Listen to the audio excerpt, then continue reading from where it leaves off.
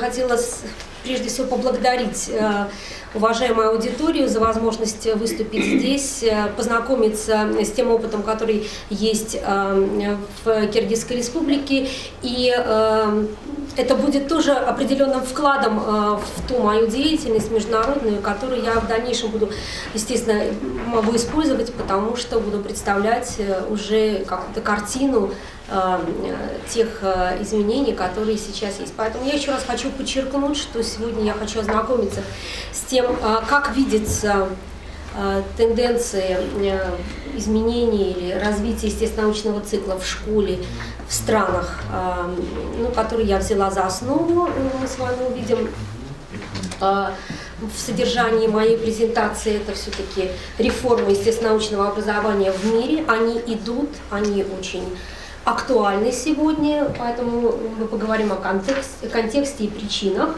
И некоторые примеры организации естественно-научного образования в странах, которые сегодня являются ведущими, поскольку они задают тон высшему образованию и дальнейшему развитию уже непрерывного образования. Поэтому, естественно, это будут страны, которые сегодня имеют университеты, которые стремятся в большинство стран всего мира. Поэтому, поскольку Лариса Юрьевна уже задала определенный, так сказать, контекст, я не буду очень много останавливаться на том, почему же сегодня мы говорим о реформе естественно-научного образования во всем мире. Конечно, информирование нас, я думаю, что каждый сейчас вспомнит о том, что не проходит и дня, когда мы не видим те проблемы, которые возникают, и мы слышим о экологическом кризисе, о социальном кризисе, о демографическом кризисе и экономическом кризисе. И на самом деле вопрос, который мы могли бы сами себе задать, что же происходит сегодня, это кризис или кризис? Много кризисов, один источник, большинство глобальных проблем современности имеет один корень – это неустойчивое развитие. Поскольку сегодня уже звучал термин «устойчивое развитие», и его появление как раз было как противоположность тому, что было признано с 1991 года, идут серьезные обсуждения этого, что то, как развивается мир сегодня, он развивается неустойчиво. И действительно, экологически, социально мир развивается неустойчиво. Если в 1991 году тревогу били только экологи, то сегодня ни для кого не секрет, что мы сами ощущаем на себе то, как неустойчиво развивается наш мир. Готовим ли мы детей к тем глобальным вызовам, которые за этим стоят? И здесь, конечно, я бы хотела, вы видите на слайде, отражены социоэкономические тенденции, с которыми будут сталкиваться и уже сталкиваются молодые люди. Это глобализация рынка труда, это изменение в структуре рынка труда, спрос на образованные кадры, это рост требований к личности сотрудников, инициативность, креативность, творчество, усиление конкуренции, рост населения плюс автоматизация производства. Это переход к зеленой цикличной экономике. Действительно, задают вопрос весь мир, наши коллеги из образовательных областей всего мира. Готовим ли мы детей к глобальным вызовам? Конечно, современный ребенок не мыслим без виртуальной плоскости экрана, телевизионного, видео, компьютерного и так далее. Экран сегодня внедряется в сознание посредством оптических эффектов и образов, не просто конструирует новые ценности и потребности, но и трансформирует их. Это действительно вызов, наверное, для нас стал актуальным и видимым буквально за последние несколько лет. И Лариса Юрьевна в своей презентации, я в своей, еще раз просто мы хотим подчеркнуть, получилось так, что, так сказать, не сговариваясь, что сегодня действительно объем информации, вы посмотрите, как за столетие поменялся тот объем информации, который усваивает, проскакивает, иногда очень как бы так сказать, экранно, особенно сейчас, в том числе и у наших детей. Поэтому, и, наверное, очень важно то, что в 2010 году появилось 10 наиболее востребованных профессий, о которых мы даже не могли себе представить в 2004 году. Как меняется мир, какова скорость изменений.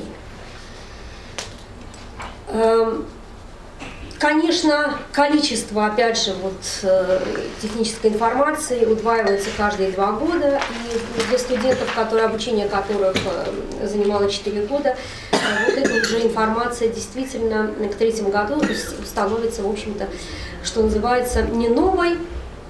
И, как уже было подчеркнуто, мы готовим детей к профессиям, которые не существуют, к использованию технологий, которые еще не изобретены, и решению проблем, которые еще не появились.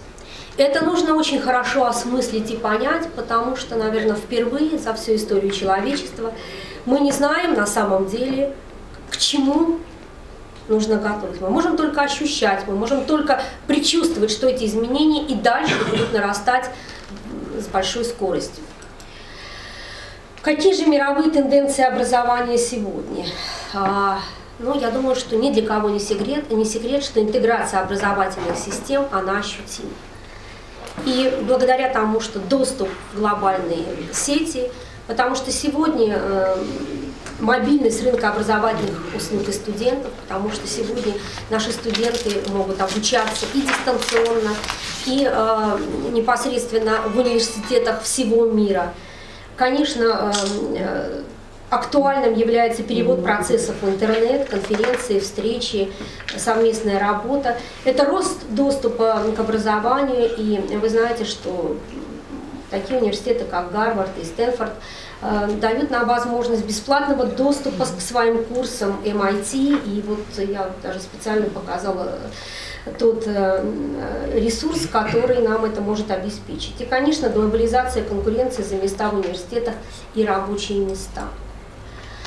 Для того, чтобы еще раз убедиться для себя, да, и, как бы сослаться на то, как можно увидеть результаты и почему действительно реформа неизбежна, мы все-таки обратимся к тем исследованиям, которые сегодня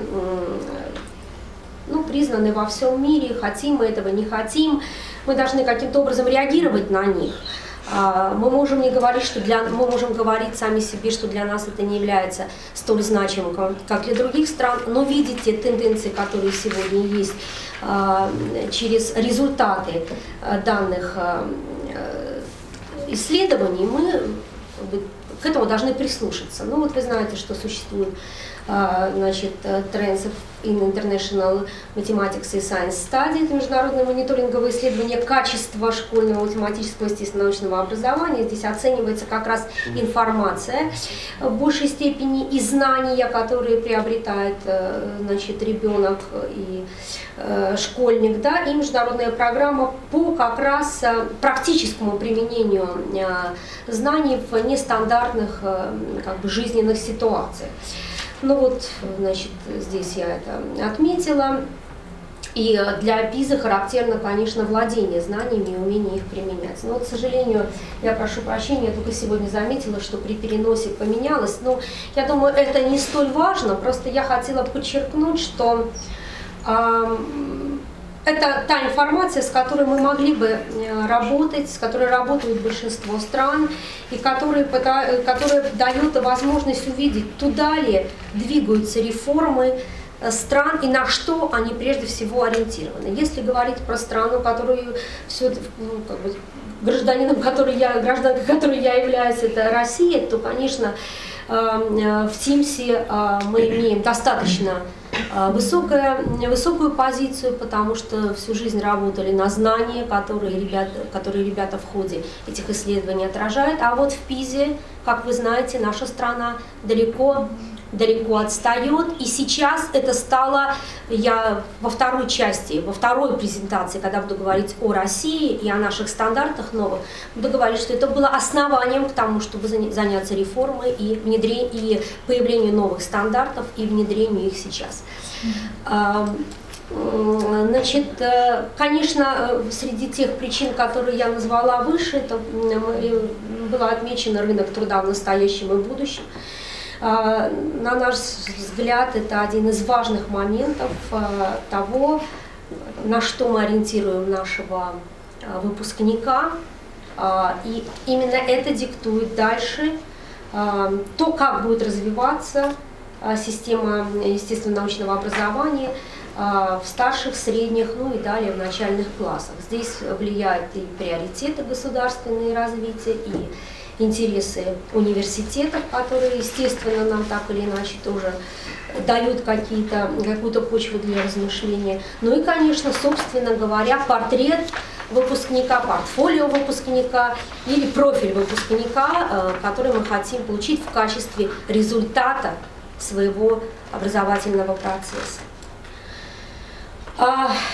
Почему я выбрала некоторые страны, которые, на наш взгляд, сегодня могли бы нам задать определенный контекст к размышлению о том, куда двигаться нашим странам, вашей стране в своем развитии. Но прежде всего это системный подход. Сегодня эта методология, сегодня эта парадигма является значимой, важной, и большинство наших коллег в образовательном пространстве всего мира размышляют о том, что без системного подхода развиваться дальше практически естественно-научному образованию нельзя. Значит, пересмотр, понятно, с учетом требований времени. Значит, международные недавние инициативы и международное внимание, то есть то, кто быстро реагировал на вот те изменения в мировом информационном пространстве, геополитической ситуации, которые есть. И, конечно, возможность переноса опыта с его адаптацией или хотя бы с тем, чтобы увидеть в этом.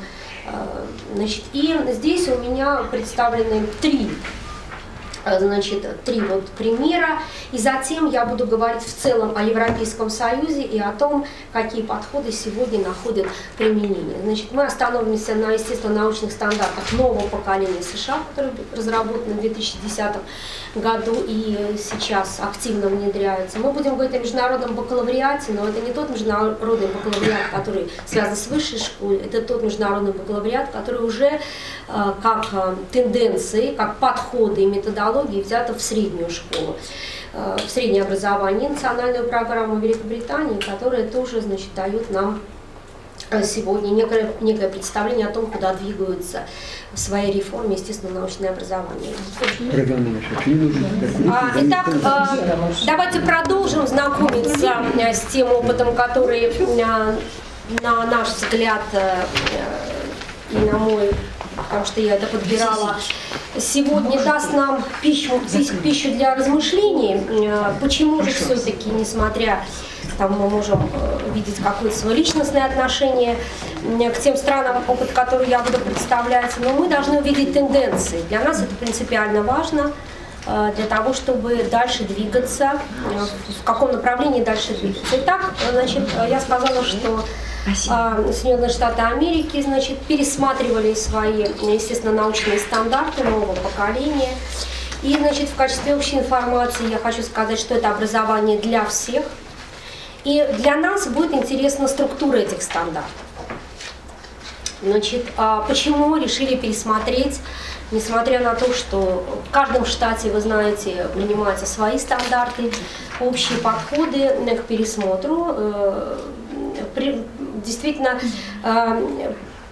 дали возможность увидеть то, что сегодня эти стандарты не соответствуют тем задачам, которые и вызовам, которые перед образованием стоят. Ну и вот вы здесь видите цитату, которую я взяла из, собственно говоря, документов. Это способность нации к инновационному экономическому росту и готовность рабочей силы к современным изменениям зависит от основательного, естественно, научного и математического образовательного фундамента. От него же зависит и надежда на сохранение действенной демократии и социальной мобильности, которые лежат в основе американского образа жизни.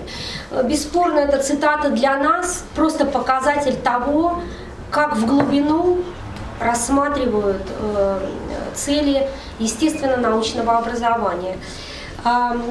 Конечно, разговор о переходе от знаниевой парадигме к парадигме деятельностной в Соединенных Штатах сегодня уже не ведется, потому что уже давно национальная школа Соединенных Штатов работает именно в парадигме стандартов, ориентированных на деятельностный подход. И здесь мы абсолютно идем, как бы, вот и вы, и мы идем в тенденциях понимания того, что действительно знания сегодня не могут быть бесконечными, потому что они просто не могут быть переварены и пропущены через себя. Поэтому какие отставания отметили? Посмотрите, пожалуйста, снижение конкурентоспособности экономики, рост отставания американских учащихся от сверстников во многих других развитых странах, значит, и снижение неудовлетворенной потребности экономики в более образованном контингенте, и снижение количества граждан, способных принять разумное научно обоснованное решение. Вот. Как выглядит стандарт? Вот вы обратили внимание, что, видите, такая вот замкнутая какой-то кусочек цепи, да, видим мы так объединенные. Здесь действительно три компонента: это содержание, умение и сквозные интегрирующие линии. То есть это некие понятия, которые проходят через весь стандарт. Это то новое, что появилось в стандарте, но к этому система шла уже давно. Если мы сравним с вами даже учебные пособия Соединенных Штатов Америки, мы увидим, что к пониманию вот стандартов такого нового поколения, вот пониманию того, что есть интегрирующие линии или понятия, Соединенные Штаты шли уже, система шла уже давно. Вот сейчас они это объединили, и здесь сложно сказать, что первично, что вторично. Посмотрите, да, какие понятия выделяются. Это разнообразие в сходстве уникальности объектов и явлений, причина и следствия, масштаб, пропорция, количество.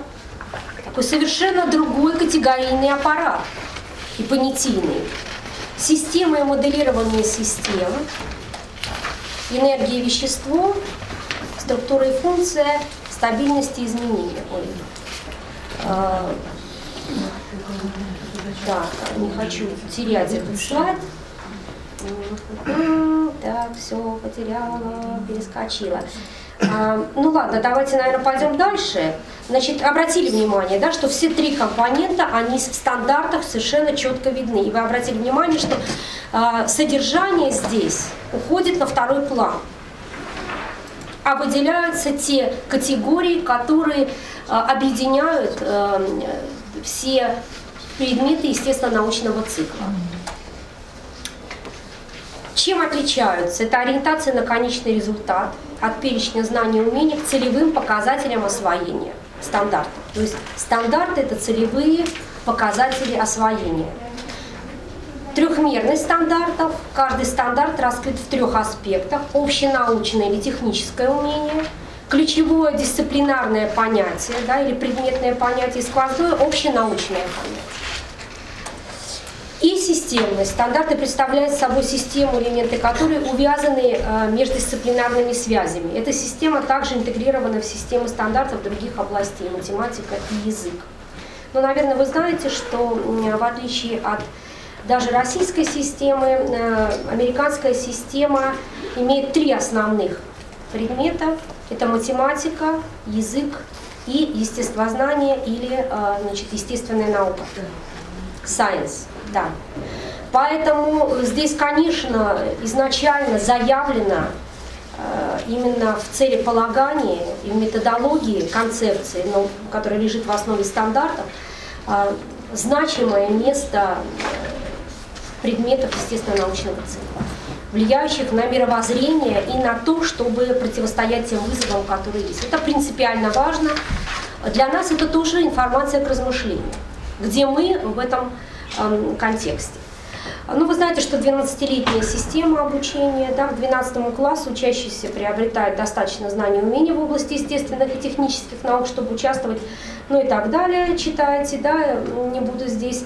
И здесь важно, что среди целей, значит, учащиеся должны осознать, что наука и сегодняшняя научная картина мира – результат многовекового творческого научного процесса. То есть роль или цели, которые стоят, это все-таки показать системную научную картину мира во взаимосвязи, а не в разрозненном таком пазле, когда ребенок должен каким-то образом сам соединять в своей голове вот эти разрозненные, в том числе, знания тех науках, которые через предметное содержание этих наук в школьной программе даются. Значит, и, конечно, эта цель относится ко всем учащимся, а не только к тем, кто готовится связать свою жизнь с нашим профилем. Вот это тоже очень важно. То есть это значит, что роль нашего, естественно, научного образования является системообразующей. И это, конечно, тоже, опять же, информация к размышлению.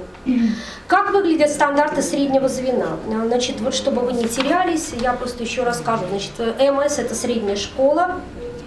Значит, здесь английский вариант. Значит, PS – это PS – это Physical Science.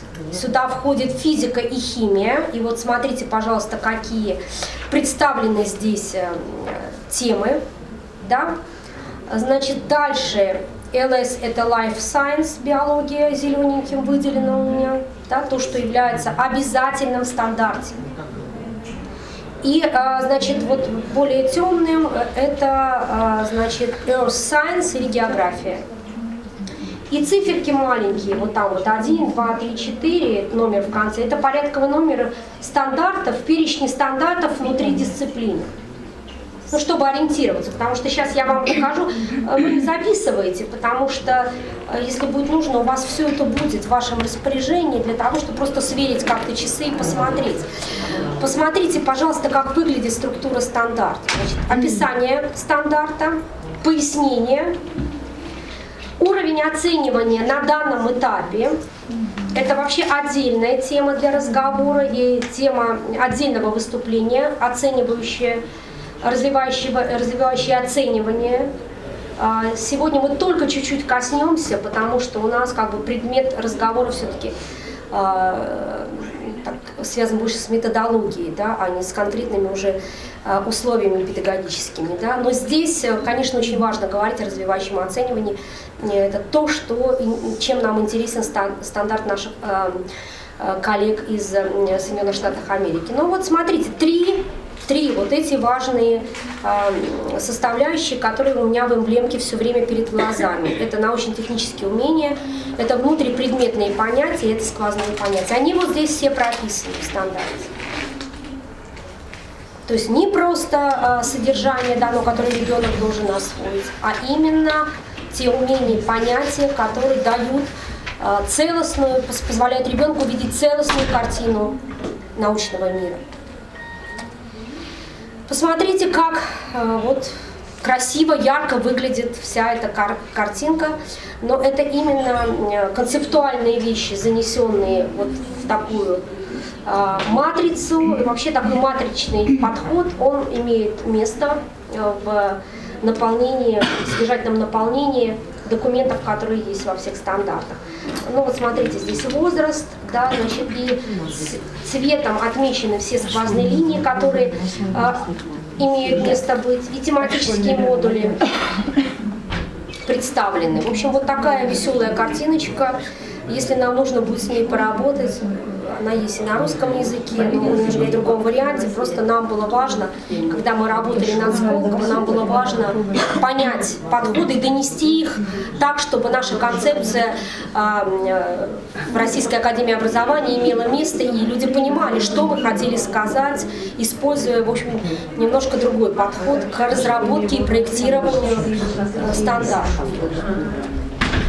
Вот еще один вариант программы, просто чтобы вы видели, сколько, то есть как важно не потерять здесь вот эту трехмерность или многомерность, глубину подходов, которые отражены, заложены в стандарте. и чтобы люди могли увидеть, где здесь интегрирующее звено, то есть на чем происходит интеграция, потому что, что бы мы ни говорили, этот подход, это проектирование строится на интегративном подходе.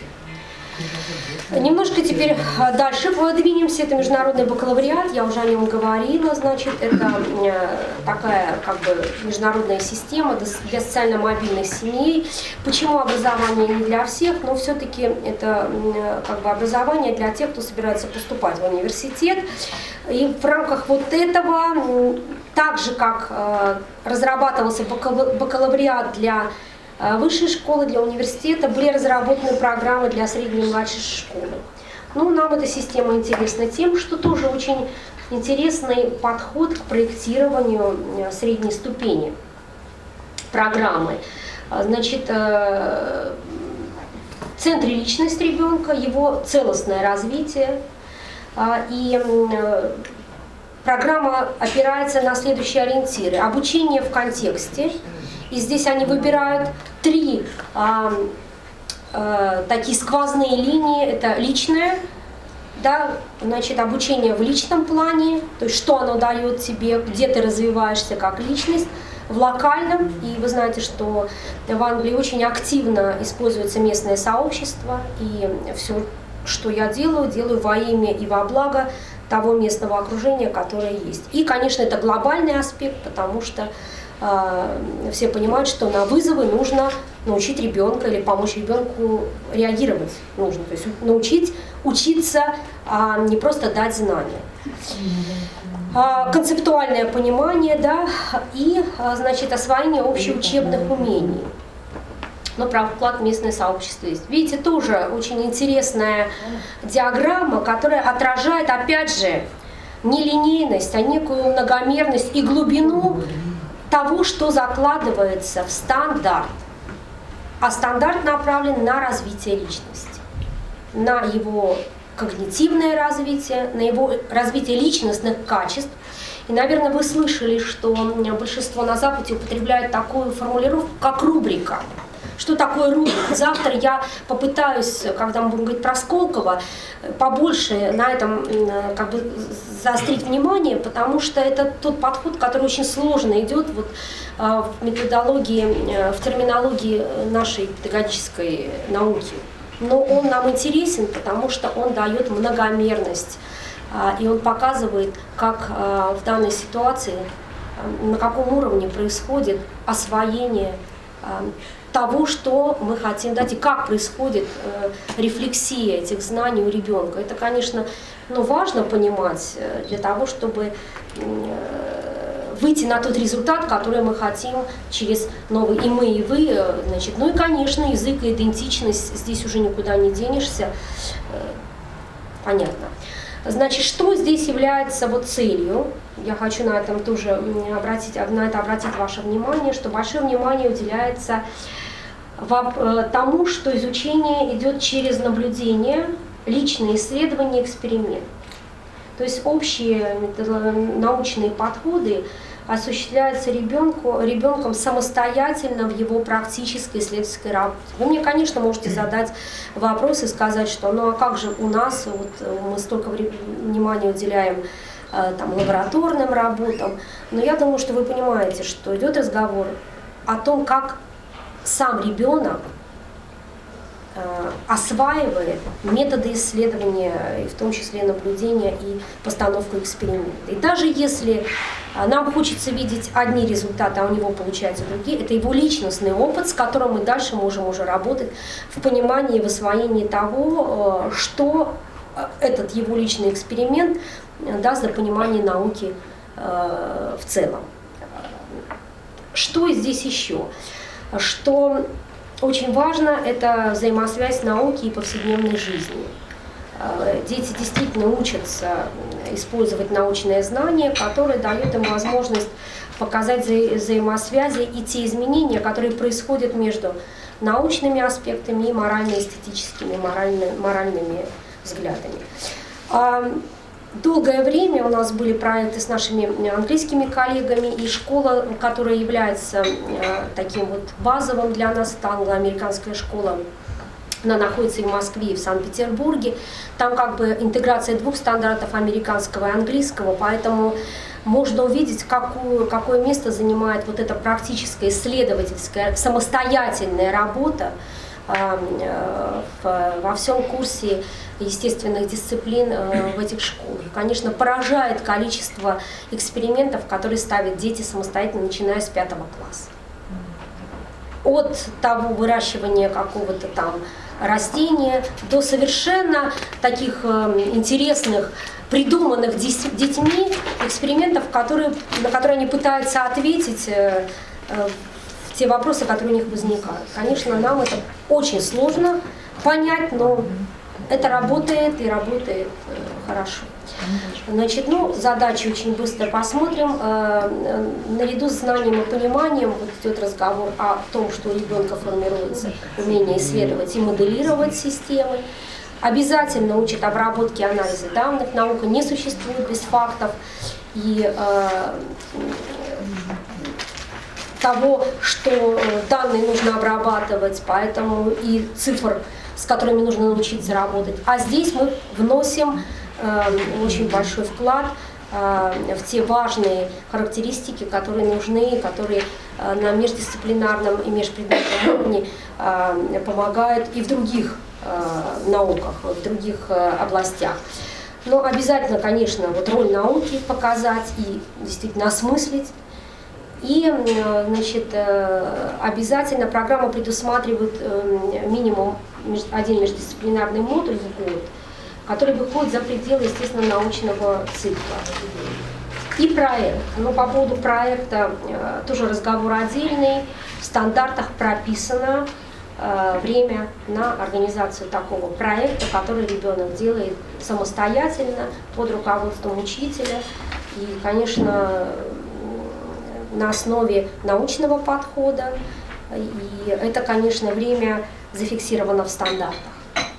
Но, забегая вперед, я скажу, что в наших новых стандартах Российской Федерации тоже это время уже зарезервировано.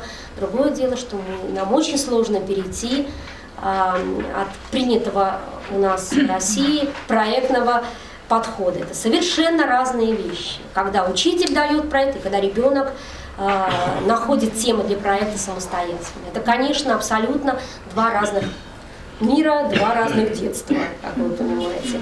Значит, в структуре программы, посмотрите, пожалуйста, здесь, значит, характерно модульный подход, он интегрирован, значит, опять же, ключевые идеи или сквозные понятия еще. И здесь мы используем этот термин.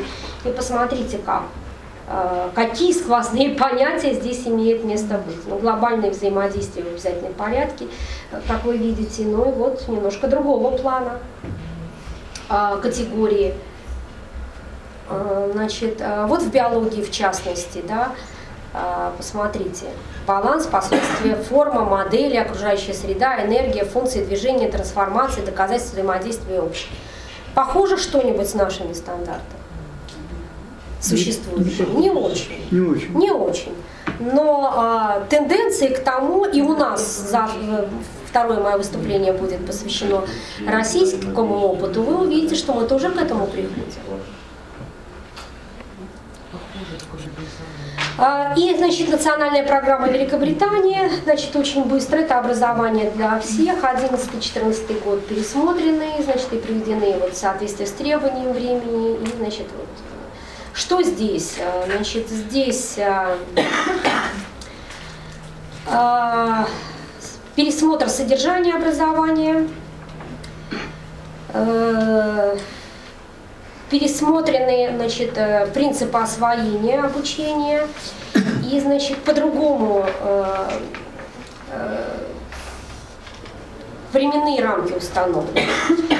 И вот самое важное, что, значит, внутри каждой стадии школы сами определяют программу обучения и последовательность освоения стандартов. На этом я хочу зафиксировать ваше внимание, потому что когда я буду говорить об опыте нашем российском разработке стандартов и внедрения, вы увидите, что мы тоже идем по этому пути. Так вот, на всякий случай. Вот здесь пример из курса естествознания 5 класса. Значит, посмотрите, пожалуйста, вот чему научатся дети, да, здесь содержание, значит, ну, в частности, какой-то нашей биологической, да, биологические характеристики, а дальше посмотрите, что еще требуется в стандарте освоить, да, то есть чему он научится, сравнивать и классифицировать, объяснять с опорой на тестирование, да, демонстрировать и так далее. То есть немножко другие заложены здесь действия, которые должен ребенок освоить. Это где-то нам напоминает универсальные действия в нашем стандарте, если вы о них слышали. Но если не слышали, то сегодня я об этом тоже скажу. Ну и какие общие особенности? Ориентация на понимание науки как процесса и освоение этого процесса в исследовательской деятельности. То есть исследовательская деятельность является одним из важных компонентов в освоении понимания науки как процесса. Значит, в среднем звене ориентация на интегративное содержание и наличие сквозных общенаучных концепций или содержательных линий. Я выделила это не случайно, потому что это то, что сегодня тоже характеризует наш стандарт, ну, который мы, национальный, который мы... И от перечня понятий к изложению конечных результатов. То есть, что ребенок сможет после нашего содержания делать с этим. Какие мозговые, какие когнитивные и мыслительные операции он способен с этой информацией, это содержание ему даст освоить. Это совершенно переворот. Для нас это переворот. Особенно с переходом от знаниевой, то есть у нас параллельно идет переход, значит, от знаниевой парадигмы к деятельностной. И стандартизация процесса оценивания результатов. То есть что мы хотим получить на выходе. На что еще я хотела бы обратить ваше внимание? Наверное, вы увидели, что для интеграции важна системообразующая идея или сквозная тема. Сегодня многие предлагают в качестве такой идеи концепцию устойчивого развития общества. Сегодня у вас она тоже прозвучала, как бы как идея выступления Ларисы Юрьевны. Я хочу сказать, что это действительно вот так может быть, потому что устойчивое развитие является одним из современных и удачных системообразующих элементов, потому что все связано с научной проблематикой, но выходит за рамки, естественно, научных дисциплин, что дает возможность дополнительных межпредметных связей с предметами других циклов. Ну и, конечно, картинка такая просто, чтобы мы поняли, что устойчивое развитие – это системный путь решения проблем, это не нами, не мною сказано, это уже все умы человеческие говорят. Что я хотела еще сказать, что большое количество исследований в мире сейчас происходит. Вот последние, если кому-то будут нужны эти монографии, они, к сожалению, на английском языке, но я думаю, что это не препятствие для того, чтобы понять, как сегодня трактуется реформирование естественно-научного образования и как все это увидеть. Посмотрите, пожалуйста, вот один из учебников, одна из монографий, которая нам интересна, вот как бы исследование эффективности интерактивного и предметного подходов, тоже монографии, то есть здесь уже мы берем государственные школы Швеции, такая вот диссертация сделана. Значит, ежегодно в журнале исследования в естественно-научном образовании публикуют статьи об исследовании эффективности тех или иных программ, и в том числе и сравнении интегративных и предметных моделей. Естественно-научное образование в Европе, вот обзорные исследования национальной практики, политики. И здесь я несколько картинок отсюда вам взяла для того, чтобы показать, значит, роль места естественных наук в начальном и среднем образовании. И вот интеграцию. Надо вот предыдущий слайд на самом деле, наверное, показать еще раз, потому что он очень наглядно отражает, где, в каких странах, значит, это Европейский Союз, в каких странах, вот куда-то у меня стрелки делись почему-то. Можно сделать? Да, конечно, сейчас. слайда. Посмотрите, пожалуйста, вот там, где на пересечении, это интегративный подход полностью. Видите? Используется как бы интегративный подход в качестве системообразующий, там, где идет интеграция предметов естественно-научного цикла. Вот здесь вот как бы отдельные модели, отдельные предметные, да, и вот здесь вот точечками это школы еще принимают решения, они еще пока не приняли для себя решение, да. Ну, так, если кто ориентируется, географы есть, посмотрите, какие страны, не буду на этом особо останавливаться, но просто там видно общие тенденции, к чему идет весь мир. Чуть-чуть назовите страны, потому что Испания, да, Финляндия, вот тут наш высок, смотрите. А вот там вправо это? Да, вот здесь вот, да. Справа да, внизу. Не знаю, не могу сказать. Я не географ, я плохо знаю. Честно скажу. Я просто сегодня за ночь нашла этот слайд, потому что мне показалось, что он очень так будет показателен. Не все успела с этим сделать. Но я думаю, что, понимаете, это же нам просто, вот смотрите, картинка из этой книги. Я ее взяла из этой книги. Вот, и отсканировала, ну, фото сделала, вернее сказать, да. Это для того, чтобы мы понимали, куда идет мир, а где мы будем, это дальше разговор, да. Так что, если нужно нам будет, мы можем здесь все посмотреть. Но опять же, вот, значит, интеграция здесь синим показана, да, видите, интеграция показана синим, вот здесь классы, а здесь вот эти все, то, что я говорила, разные варианты, значит, обучения, вот здесь вот внизу. Вот розовенькое, вот это отдельные предметные курсы, и синие это как бы школы, вот эти кружочки, это автономные школы, у них мы как бы их не очень трогаем. То есть, опять же, тенденция к интеграции в начальном и в среднем звене до 7 класса.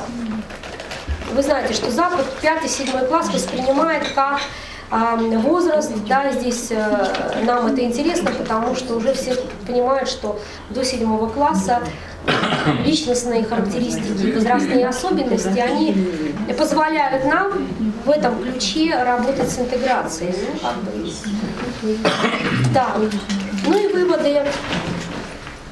Значит, модели, то есть обе модели, да, и интегрированный подход, и, значит, однопредметная модель, да, обе модели могут вести к высоким результатам при соблюдении многих условий, да, это система конечных целей, стандарты, то есть стандарт это система конечных целей, да, подготовка учителя, система фиксации и презентации образовательных результатов.